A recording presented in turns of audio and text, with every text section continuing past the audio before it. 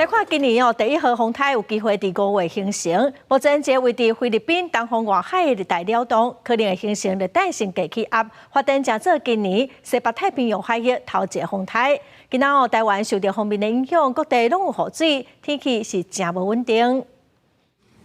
大台北透早落雨，温度嘛降低，受到风面通过甲东北季风增强，中部以北、北部甲东半部雨拢会真大，低温嘛会降到差不多19度。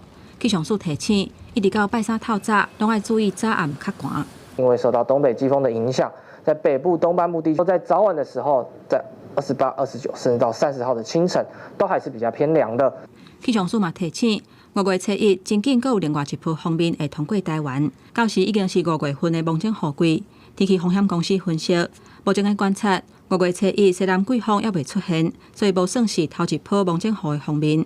另外，菲律宾东南边外海99号的热带扰动有发展做风台的条件，长期尾若是发展做风台，有可能是转向型的路线。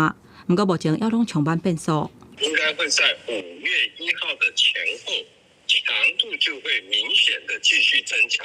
后续它会沿着环境的死流场的导引、采抛物线的方式远离，一直会朝着日本的南方海域进行。专家分析。就目前初步的观察，这个热带扰动后续若是发展起来，对台湾嘛袂有直接的影响。不过因为时间要真早，无确定性嘛真悬，各国的预测嘛持续伫调整，路线无啥共款，也要持续追踪甲观察。公司新闻台北报道。